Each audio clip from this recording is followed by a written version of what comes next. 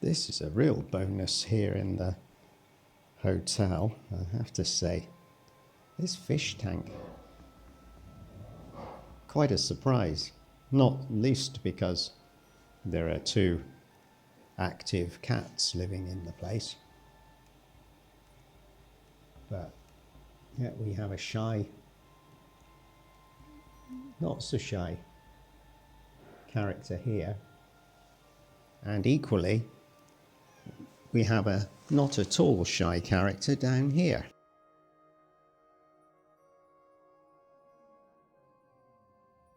I'm glad you don't help yourself to the buffet on offer. And the other cat, I have to say, is a bit less user-friendly, as you can perhaps see here. Yeah, I got tooth, fang and claw this morning when I greeted the other cat, so I definitely have a favourite between the two cats living in Hotel Stradnieku. Okay, I'm going to get distracted too much. I better get going because I have my day trip to Kuldiga. But these fishes, I never realised the appeal of having a fish tank before. Oh, there's another one just in there. Just see a small snout sticking out and whiskers. Okay, let's get going. Because I've got to walk to the bus station on a brilliant sunny day. See you next in Kuldiga. We've arrived at Kuldiga. Left Ventspils 10:20, 5 minutes late, and arrived 11:23, 7 minutes early. Not bad, eh? I'm very glad I bought the ticket in advance. I walked from the hotel, left there at 9 in the morning, arrived at the bus station in Ventspils 45 minutes later, so I had 30 minutes to wait for the bus, and I decided, why not, just in case? And I'm glad I did. I learned a lesson this morning about the route to Kuldiga. I got seat number 14, and it's a minibus, but the bus isn't so mini. Quite a long minibus. It was a reasonably comfortable ride. It has many stops between Ventspils and Kuldiga. A lot of people were getting on and off. Plenty of people didn't have a ticket, and I don't know if it's because today is a Saturday, but I would certainly suggest to you either get to the bus station early and get yourself a ticket, or even better, get a ticket the day before, because I can envisage there are days when you're either going to be standing for over an hour, or the driver's just going to have to say, sorry, can't take any more. So if you're a tourist like me and you're really assuming that there will be another bus coming along, you'll be mistaken. There's a very early bus leaving Ventspils in the morning to come to Kuldiga. Then there's the 10:15, and then after that you're halfway through the afternoon before the next bus. So it makes a day trip, or even a half-day trip, impossible. Enough of the tips and sharing of experience this morning. I haven't done too much preparation for Kuldiga because, well, if you look on the map, Kuldiga is wee. I'm not sure how many people live here, but not that many thousand, I would say. And it all seems very straightforward. But then Google Maps often makes it look straightforward, doesn't it? I'm sure we'll be fine. Town Hall Square, 11 minutes. Oh, that's where tourist information is. So I think we need to turn right then. We don't need the Slimnica, which is the hospital. It takes 11 minutes walking in that direction to get to the Town Hall Square. The town square is 3 minutes in that direction. I'm going to go towards the Town Hall Square, I think. Yeah. Let's do that. Slept like a baby again last night. My milk wasn't stolen from the fridge, nor was my beetroot salad. So that was a plus.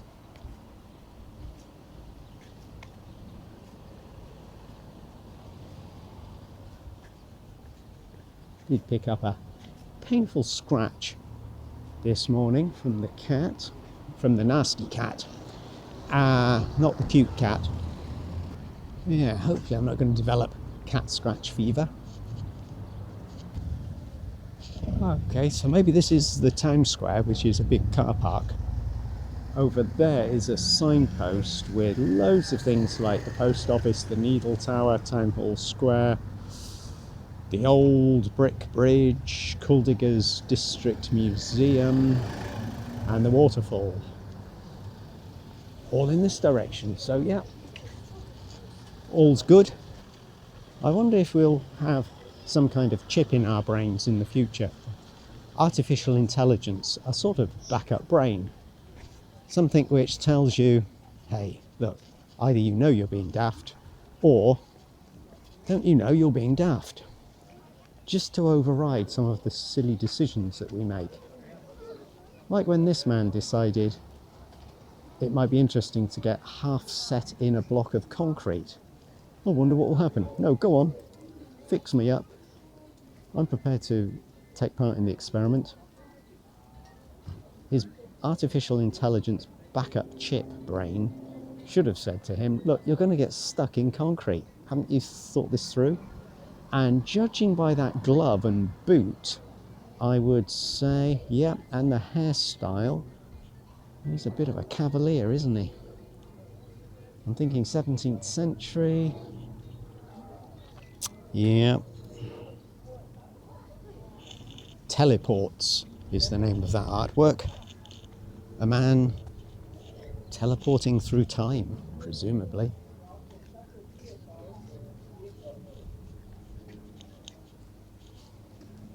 And maybe it just symbolises something of the oldie-worldy nature of Kuldiga and its charms. I was going to say a town untouched by the 21st century, but of course that's not quite true. Certainly a lovely place. I remember walking through here on the one previous occasion I visited the town. I was travelling with Nick the Australian, actually. We were on a bit of a road trip. Nick the Australian lives in Australia. He's an Australian. So he would be saying, oh, you know, good day, good day. What are you doing making another video?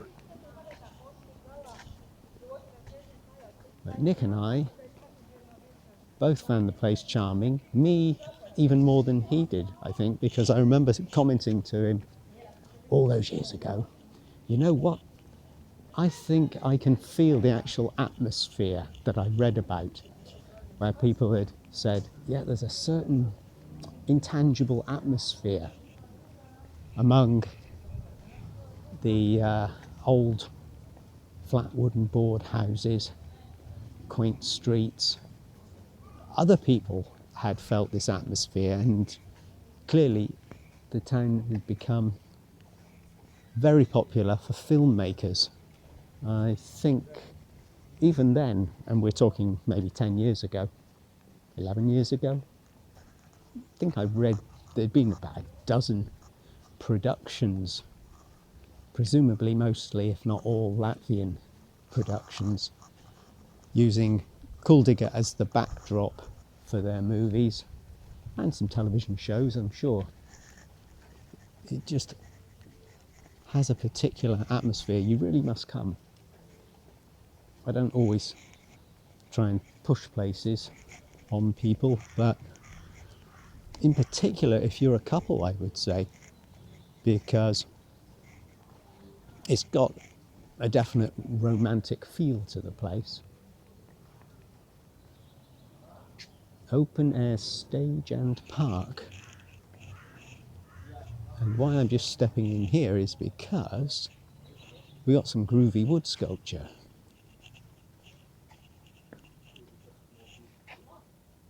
Isn't that nice? Love, mother's love, swan's love, fish love. Bears, no sign of love there, but he does have a big honey pot next to him, so I'm sure he loves his honey. And we've got a hedgehog and a... Is it a hedgehog and a boot? Or is it a mouse and a boot? A rat and a boot. And what looks like another stylized swan.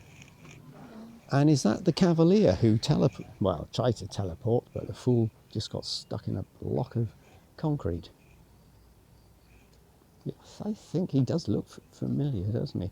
Maybe this is a well-known character from Kuldiga. Oh, it's that name again, isn't it? Hercogs Jacobs. Now, I noticed yesterday that it seemed in the end that Hercog Jacobs was something to do with a cruise ship.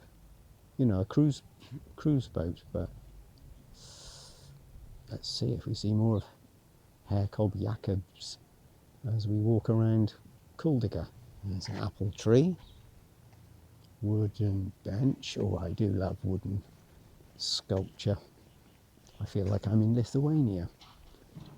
Hope that isn't rude for anybody from Latvia listening to this, but I always associate wood sculpture, particularly quirky characters and old Baltic mythology figures. To me, that cries out Lithuania. Might take you to see some in a few videos' time, if you're lucky, if you behave yourselves. And if you make some comments asking, please do or please don't make a video which features an outdoor park with Lithuanian wood sculpture, well, I might see those comments and amend my plans accordingly. Oh, more love. Well, isn't this a nice little feature? Well, for me it is. Decaying building with a sort of portico. And the wood sculpture goes on. Okay, I'm sorry, if the wood sculpture's going on, then so am I. And we've even got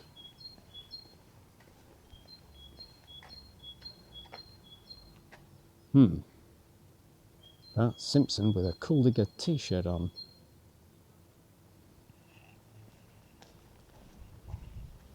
Ooh, more romance. Yeah, definitely if you're a couple, you want to come to Kuldiga. And why not treat yourself? You've been staying in hostel dorms for too long. For God's sake, man, put your hand in your pocket and treat the lady to a private room in a nice hotel here in Kuldiga, you cheapskate. You can afford it, you know you can. And if the lady isn't worth it, then shame on you, sir. Shame on you. Whoa, giant duck. And giant fish. Puckering up.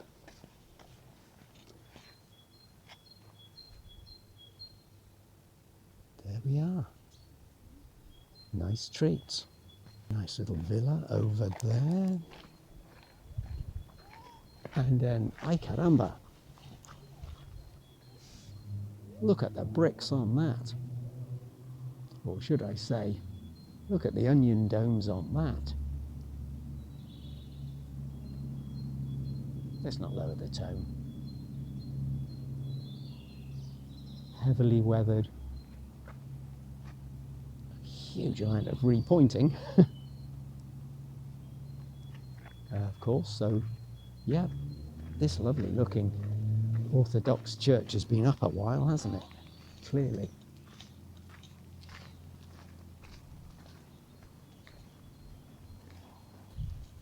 I think we can say quite safely that this Orthodox church is not a new build. And I'm very pleased about that. Oh no, I'm trying to do that mad thing of filming into the sun. What possesses me? Why did I think that would work? Okay, that was a lovely little detour. Let's get back to the main street. See if we can teleport a little bit more through time.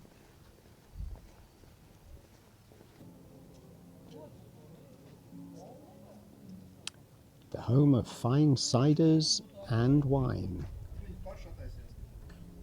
Allegedly.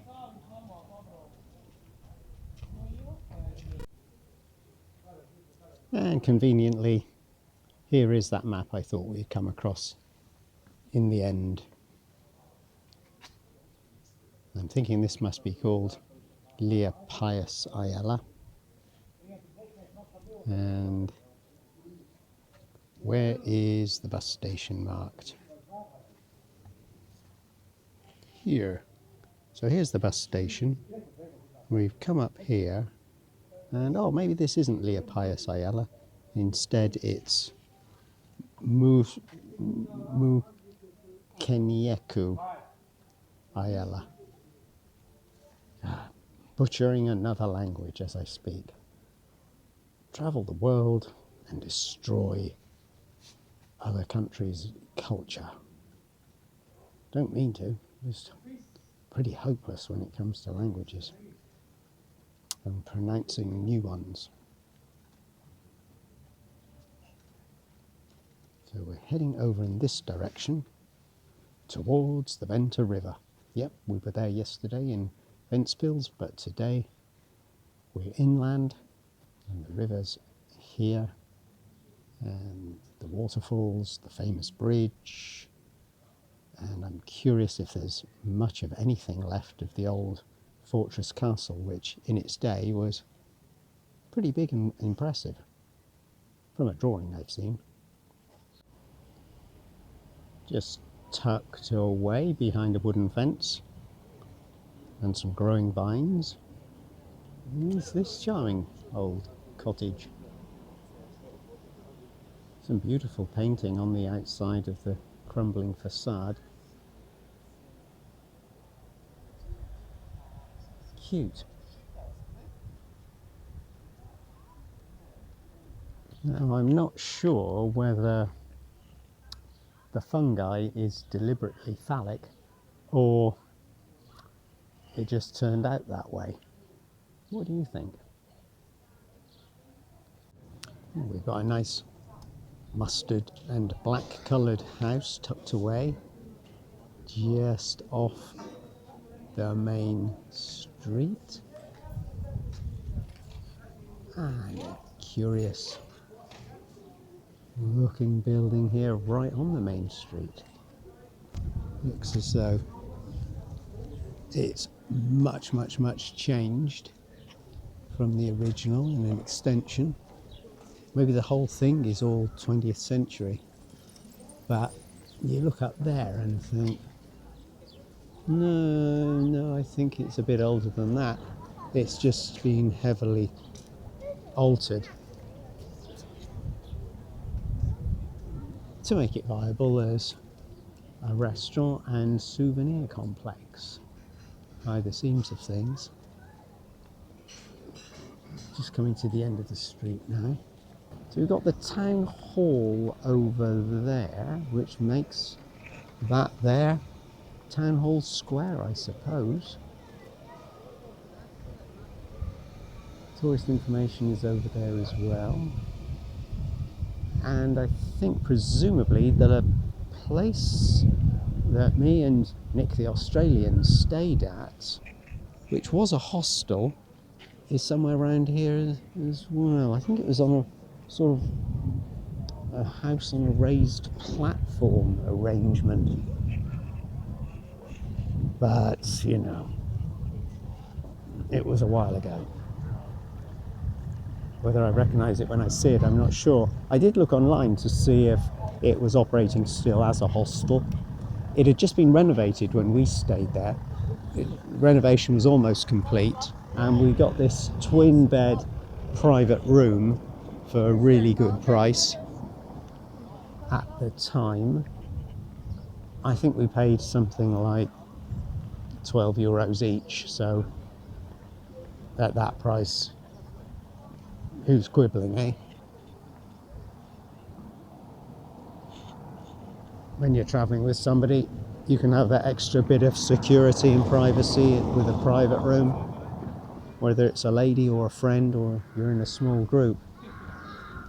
And, you know, you can just go back to your room at the end of the day after you've been out sightseeing or taking a day trip and feel relaxed about there'll be no nasty surprises. Not like sometimes can happen, just sometimes, in a dorm room in a hostel.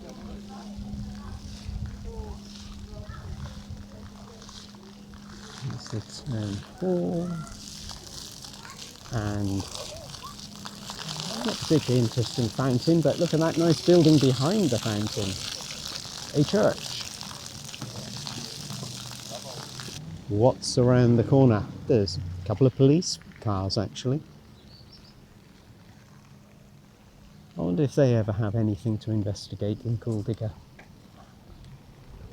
Somebody gets accidentally locked into that fine cider and wine store perhaps, and as a result is discovered inebriated in the morning.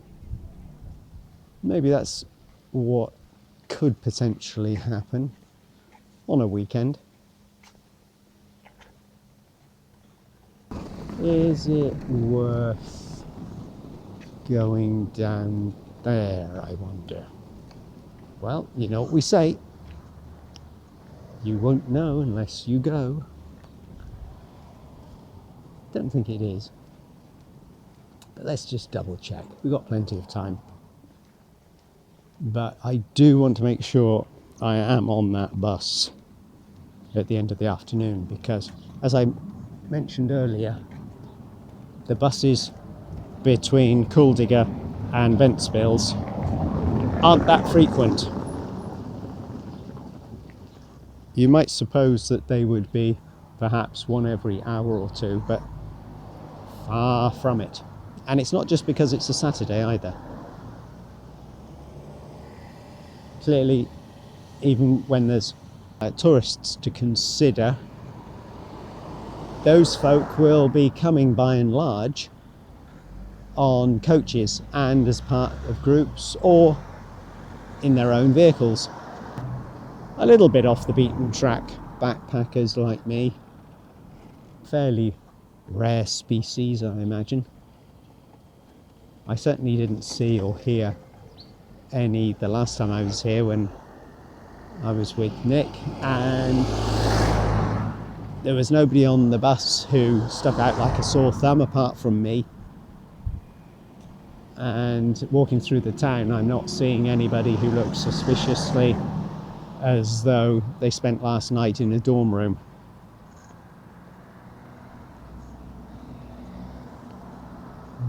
Okay, little park. We pop down into the park and go back to the town hall, or we could take a little riverside walk. Now, forgive me, I'm going to say something I've said a few times already over the course of the videos I've made.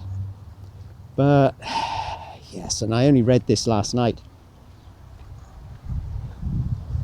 Guess what The tourist information leaflet told me about Kuldiga. That's right, you've guessed it. There's the presence of water running through the town, so it's Latvia's Venice of the North. Oh, give me strength.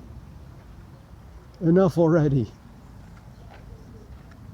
Ay caramba, Venice of the North. I'm just picturing some guy with a pole, with a ribbon from his beret,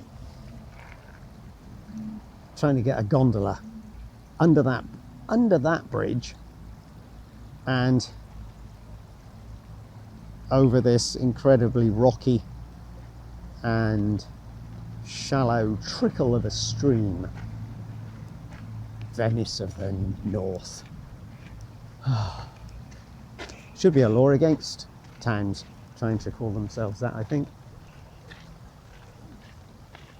Not a law with fines, obviously. But this is a sweet little place, isn't it? It may not extend very far as a walk, but still, sweet little place to come and, I don't know, sit in the shade and have your lunch. Come with your sweetheart and tell her secrets and tell her how you really feel. I don't know. You see, the romantic atmosphere of cute Kuldiga, the gold town. Kuld means gold in Estonian. I'm not sure if it is the same in Latvian. It would be a bit of a coincidence, wouldn't it? Stepping out of Town Hall Square, on the lookout for, where on earth did we stay?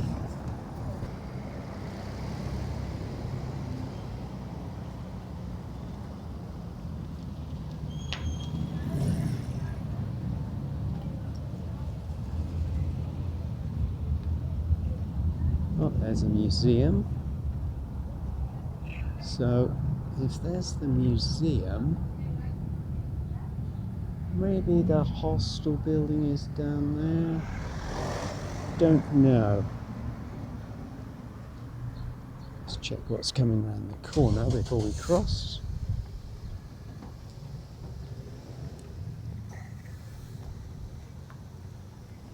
It could be, of course, that the hostel I remember staying at no longer exists, because places do close down, don't they?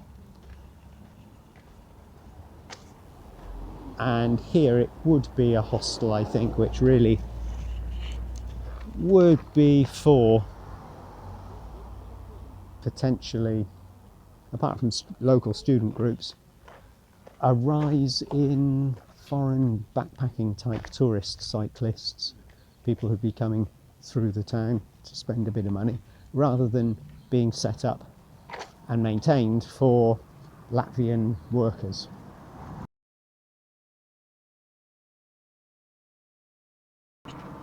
Isn't that nice?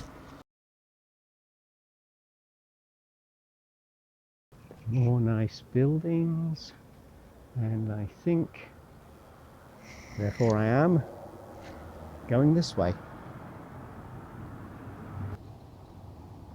Kuldiga's Tiesa.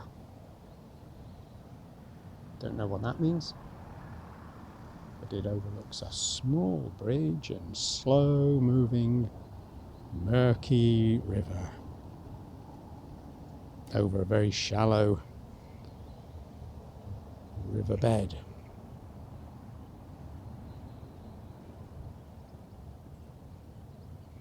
Pretty. Where are the ducks? And just along from Kuldiga's Tiesa is this interesting land formation. There's a groove. No, not that kind of groove, unless you're hearing music in your head. There's a groove in the landscape, which makes me think it was some kind of defensive means to protect the old town. Kuldiga Town Garden is located in the oldest part of Kuldiga, in the former place of the Livonian Order castle, which was built of dolomite, obtained from the river Venta. During the time of the Livonian Order, a vegetable garden near the castle was already in existence, which was called Castle Garden, or the Grand Master's Garden. During the reign of dukes, the vegetable garden became an orchard and a deer park. Very nice. And hang on a minute, are we in Riga again? This time the lady's not got her hands pointing upwards, they're behind her back, submitting to somebody, perhaps God. Ilgas, Nostalgia, Livia Rezevska, 1978. Okay, I wonder if that is the same artist. It really does look like it's the hand, shall we say, or the work of that artist, to me anyway. And here's a companion piece, a male figure who's sticking something. Not a Snickers bar? No. Perhaps I shouldn't look too closely. Ah, the piper. That's a very short pipe you've got, sir. Don't mean to be personal. He looks like he's scoffing a sandwich to me. Two figures.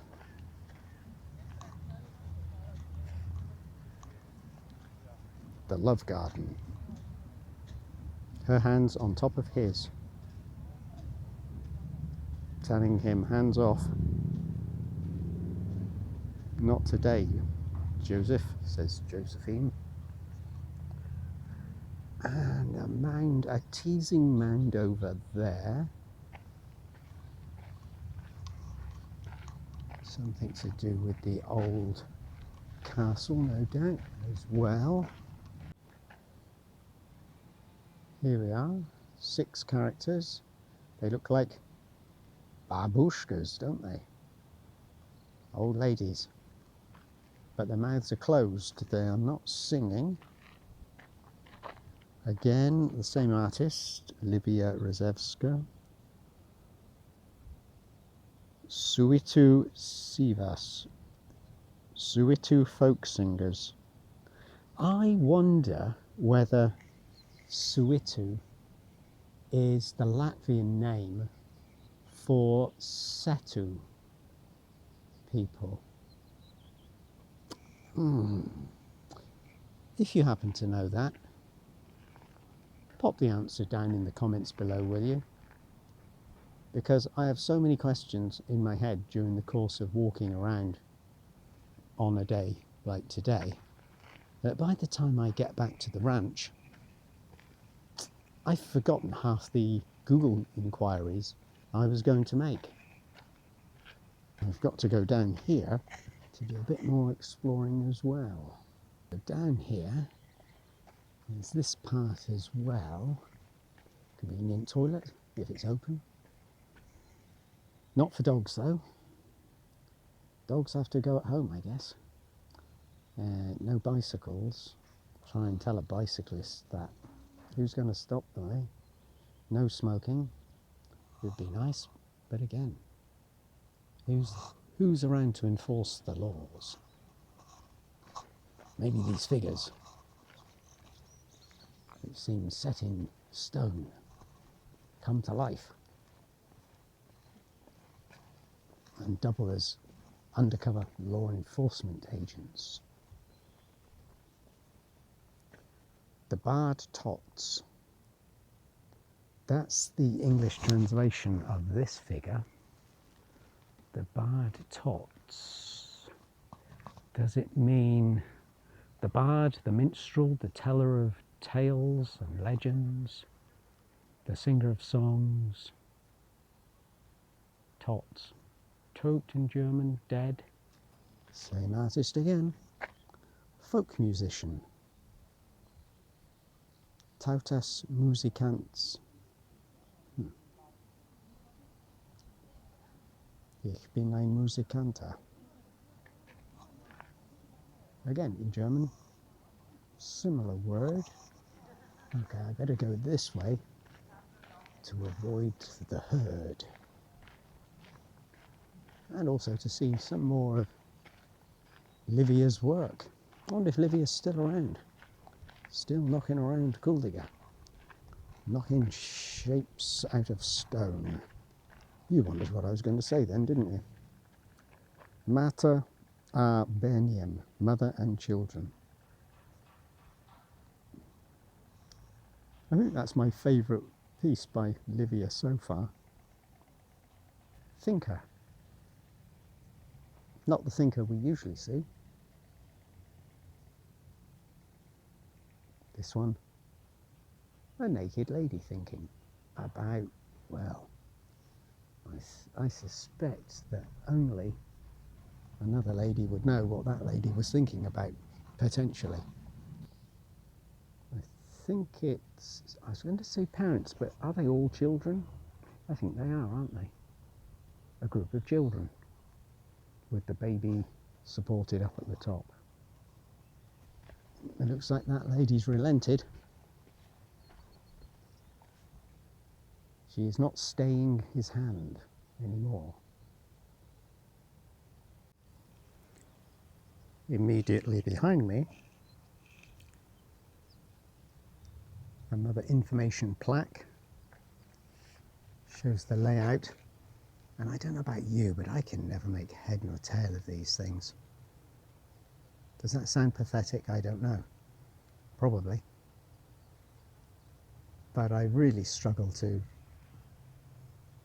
make head or tail of them, like the leaflets that they give you when you enter an art gallery, showing you where the different exhibition rooms are and what's in them. I end up just going around everywhere anyway. Stopping a little longer where I see something that takes my fancy. I think we can say, given that there's nothing left, the castle was over here at some point and it faced the river. So perhaps if we take this little wooden walkway, well, a substantial wooden walkway actually, it will ultimately bring us to the riverside.